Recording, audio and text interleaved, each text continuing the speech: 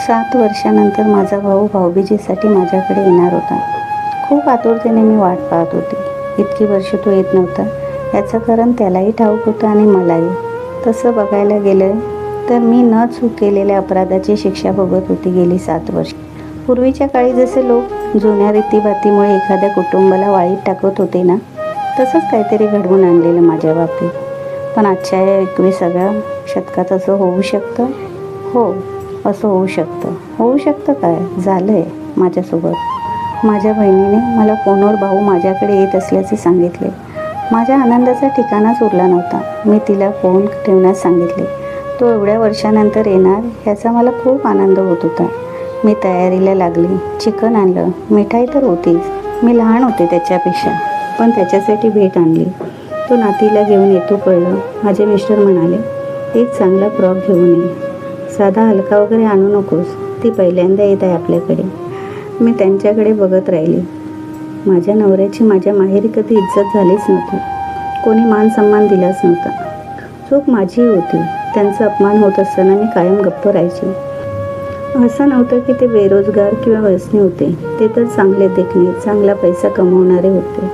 पण काय असतं ना, सत्य आणि तोंडावर पटकन बोलणारी माणसं कोणाला आवडत नाही. माझाही नवरा अगदी तसाच होता. त्याने कधी चापलूसी केली नाही. आपलं मत अगदी स्पष्ट आणि तोंडावर मांडलं. हेच कोणाला आवडलं नाही. माझ्या भावाची तर कित्येक नातेवाईकांनी मागून निंदा केली, पण तोंडावर बोलायची हिंमत नव्हती त्याच्या. कारण जवळजवळ सर्व लोकांवर माझ्या आईचे उपकार होते.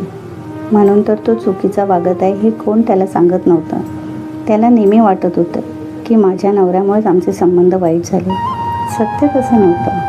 खरी परिस्थिती काय होती हे त्याला कधीच कळलं नाही. आणि ज्यांना खरी परिस्थिती माहिती होती त्यांनी कधी तोंड उघडलेच नाही. आणि आम्ही दोघं बहीण भाऊ वेगळे झालो. आज मी खूप आनंदी होती. बाजारात जाऊन त्याच्या नातीसाठी एक चांगला फ्रॉक आणला. बरंच काही खायलाही आणलं आणि स्वयंपाकघरात जाऊन मटणाची तयारी करू लागली. एवढ्या वर्षाने येणार म्हणून खूप काही पदार्थ बनवले. तशी त्याची आवड मला चांगलीच माहीत होती. सर्व काम संपलं. मी बसले होते. बहिणीचा फोन आला.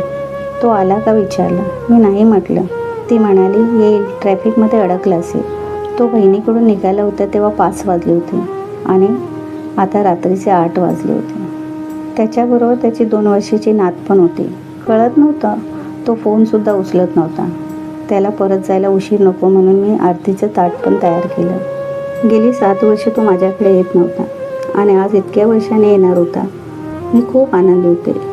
पण अजून का आला नाही म्हणून सारखं घड्याळ बघत होते. मनात नको नको ते विचार येत होते. माझे मिस्टर मला दिलासा देत होते. येईल, ट्रॅफिकमध्ये अडकलं असेल. रात्रीचे 11 वाजले. पुन्हा बहिणीचा फोन आला. ती म्हणाली अगं तो घरी परत गेला. ट्रॅफिक होतं ना, त्याला खूप उशीर झाला होता. तू आता त्याला फोन करू नको, तो झोपला आहे. मी त्याला फोन केला होता. मी सन्न झाले कारण माझी मुलं उपाशी राहून आपल्या मामाची वाट पाहत होती. माझी बहीण माझी खोटी समजूत काढत होती. मी तिला फक्त एवढंच बोलले की मला माहीत होतं तो असंच काही करणार आणि फोन ठेवला. गेली 7 वर्ष तो माझ्याकडे भाऊबीजेला येत नव्हता. पण मी मात्र त्याची वाट नेहमी बघत होते. बड्या मुश्किलीने सुकलेल्या माझ्या जखमा कोणीतरी ओरबाडून पुन्हा ओल्या केल्यासारखं वाटत होतं. फोन ठेवून मी सोफ्यावर बसले. मला टेन्शनमध्ये बघून माझे मिस्टर मला म्हणाले काय झालं. आपले अश्रू डोळ्याचंच सावरत मी त्यांना म्हणाले तो नाही येत आहे. ते मला समजावू लागले. अगं आज भाऊबीज होती ना, मुंबईत ट्रॅफिक होतं, गेला असेल परत. त्याच्याबरोबर ती छोटी पण तर होती ना. उद्या येईल आणि नाही आला तर तूच जा सकाळी आणि भेटून ये सर्वांना. मला कळत होतं मला दुःख होऊ नये म्हणून माझं सांत्वन करत होते. तिच्यासाठी आणलेला फ्रॉक मला हातात ओझ्यासारखा जड वाटत होता. मी परत देण्याचा विचार करत होते. मला विचाराच्या दुनियेत गुंग पाहून माझे मिस्टर मला म्हणाले अगं उद्या जा, भाऊबीज करून ये. अडकला असेल बिचारा ट्रॅफिकमध्ये आणि तो जर रात्रभर अडकला असता तर तुला बरं वाटलं असतं. होतं असं कधी कधी. चल झोप आता, खूप उशीर झाला आहे. त्यांचं बोलणं ऐकून मला खूप भरून आलं. डोळ्यातले अश्रू सावरत मी बेडरूममध्ये गेले. बेडवर पडले आणि झोपेचा प्रयत्न करू लागले. पण झोप तर खूप दूर गेली होती माझ्या डोळ्यातून. एका कुशीवर राहून मी रात्रभर खूप रडत होती. आज पुन्हा तो प्रसंग आठवला. 7 वर्षापूर्वी मी, माझी बहीण आणि माझी आई आणि माझ्या भावाचा मुलगा माझ्या बहिणीच्या गावी जाणार होतो. माझी बहीण आपल्या गावी आम्हाला नेणार होती. आम्ही सर्व आईकडे एकत्र येऊन प्रायव्हेट गाडीने जाणार होतो. माझे मिस्टर मला सोडायला आईकडे आले. आम्ही बसलो. चहा नाश्ता झाला. इतक्यात भावाचा मुलगा आला. तोही आमच्याबरोबर येणार होता. तो 1 दिवसापूर्वीच गावावरून आला होता. त्याला बघून माझे मिस्टर म्हणाले, अरे तू का आला? किती मुश्किलीने हे संकट टळलं होतं. तुला गावी का ठेवलं होतं? तुला माहीत नाही का? तुझे वडील दारू पितात. त्यांनाही कसं कळत नाही? तुझ्या इथे येण्याने पुन्हा तशीच परिस्थिती उभी राहील सर्वांसमोर. तो गप्प सर्व ऐकत होता. तंग झालेलं वातावरण पाहून मी यांना गप्प राहण्यास सांगितले. त्याचा उदास चेहरा पाहून माझ्या मिस्टरांनी त्याला हसविण्याची मस्करी करू लागले. ते म्हणाले, आता याचं लग्नच करून देऊ गावच्या मुलीबरोबर. मग गावी गेल्यावर आम्हालाही चांगले मासे खायला मिळतील. तो हसू लागला आणि लाजतवरच्या खोलीत निघून गेला. त्याच्या मागोमाग गीताही गेली. गीता आईच्या घरी काम करत असे. हल्लीच येत होती. तशी ती कामवाली नव्हती, पण येत असे. तशी माझी आणि तिची काही फारशी ओळख नव्हती. आईकडे वरचेवर असे लोक येत असत आणि माझी आई त्यांना मदत करत असे. थोड्या वेळाने भावाचा मुलगा खाली आला. सरळ घराबाहेर गेला. अर्ध्या तासानंतर भावाचा फोन आला माझ्या मिस्टरांच्या मोबाईलवर. माझा भाऊ माझ्या मिस्टरांना म्हणाला, माझा मुलगा तुमच्या गाडीतून येणार नाही. तो काही भिकारी नाही. मी प्रायव्हेट गाडी करून गावी पाठवेन. आणि फोन कट केला. मला कळलं तो असं का म्हणाला ते. माझे मिस्टर गप्प झाले, कारण त्याने काळजीपोटी असं बोलले होते. त्यांच्या भावनांना इथे काहीच किंमत नव्हती. 7 वर्षापूर्वी माझ्या भावाचा मुलगा राजू खूप मोठ्या चोरीच्या रॅकेटमध्ये अडकलेला. त्याचे मित्र त्याला ड्रग्सची नशा देत होते आणि स्वतः गुन्हे करत होते आणि हा त्या दलदलीत अटकत गेला होता. अखेर पोलिसांनी त्यालाही अटक केली होती. सर्व पुरावे त्याच्या विरुद्ध होते, पण कसं बसं तो सुटला. दुसऱ्या पोलीस ठाण्याचे पोलीस घराच्या दारात येत होते त्याला पकडण्यास. असं सतत चालत होतं. पैशापरी पैसा जात होता आणि भीतीही वाटत होती, ती वेगळी.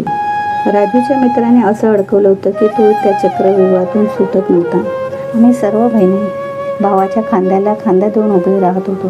शेवटी एक चांगल्या अधिकाऱ्याने ह्याला 6 महिने किंवा 1 वर्ष निदान मुंबईवरून बाहेर ठेवण्याचा सल्ला दिला होता आणि तसा निर्णय पण घेण्यात आला. राजूची आई म्हणजे माझी वहिनी आणि राजू या दोघांना गावी ठेवण्यात आले. पण राजू वहिनीला ठेवून सारखा मुंबईला येत होता. ह्या वेळेलाही तो असाच आला होता.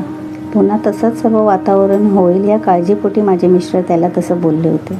मी खूप वेळा त्यांना माझ्या माहेरच्या गोष्टीत लक्ष घालण्यास मना केले होते, कारण त्यांच्या शब्दाला काहीच मान नव्हता. माझ्या मिस्टरांनी बॅगा उचलल्या आणि मला घरी परत चालण्यास सांगितले.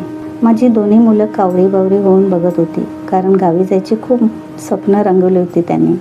माझी आई खूप समजावत होती, पण पहिल्यांदा माझ्या मिस्टरांनी एवढ्या टोकाचा निर्णय घेतला होता. त्या दिवशी मी खूप रडले. बिल्डिंगमधल्या बऱ्याचशा लोकांनी मला जाताना पाहिलं होतं.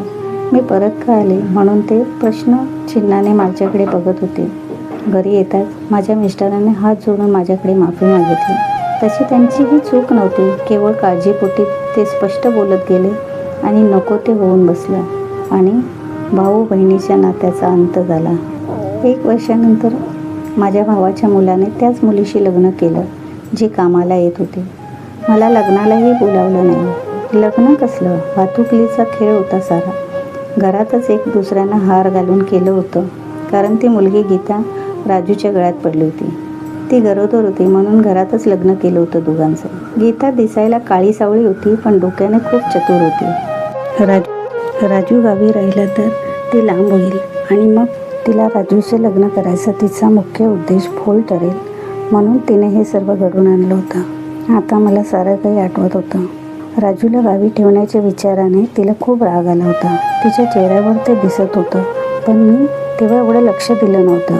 ती घरात काम करायला नाही तर एक पैसेवाल्या मुलाला कसं पटवून लग्न करायचं हा तिचा बेत होता. राजू त्यावेळेस केवळ 22 वर्षाचा होता आणि तो ज्या दलदलीत अडकलेला होता त्यावेळेला त्याच्या नशा करायच्या सवय असताना हिने त्याला प्रेमात पाडलं आणि प्रेग्नेंट राहिली होती. तिने मी 6 महिन्याची गरोदर आहे असं सांगितल्यामुळे त्याचं लग्न घाईघाईत झालं. आता माझ्या सारं काही लक्षात आलं होतं. माझे मिस्टर जेव्हा राजूला ओरडले होते तेव्हा तो शांत होता, पण जसा तो वरच्या खोलीत गेला आणि हिनेच त्याला भडकवलं होतं आणि राजूने भावाला भडकवलं होतं आणि खरं खोटं जाणून घेण्या अगोदर भावाने केवळ असमंजसपणे बहिणीशी नातं तोडलं होतं. गीताने आपला खेळ खेळला होता आणि एक नात्याचा अंत झाला होता. तुटलेल्या या नात्याला कोणी जोडण्याचा प्रयत्नही केला नव्हता. ह्याची खंत मला सदैव राहिली होती. अखेर पहाटेने रात्रीला भाऊपाशात घेतले होते आणि दिवस उजाडला. रात्रभर न झोपता उघड्या डोळ्याने मी गेल्या 7 वर्षाचा प्रवास केला होता. पुन्हा एकदा माझी ही भाऊबीज अधोरीच राहिली होती. मित्रांनो, आजची ही सत्य घटना तुम्हाला कशी वाटली हे कमेंटमध्ये मला नक्की सांगा. कारण वेदना आणि कधीकधी आयुष्य बदलून टाकणारा अनुभव. जर तुम्हाला अशाच हृदयाला भिडणाऱ्या सत्य कथा पाहायला आवडत असतील तर चॅनेलला सबस्क्राईब करा आणि बेल आयकॉन नक्की दाबा. पुन्हा भेटू एका नव्या सत्य घटनेसह.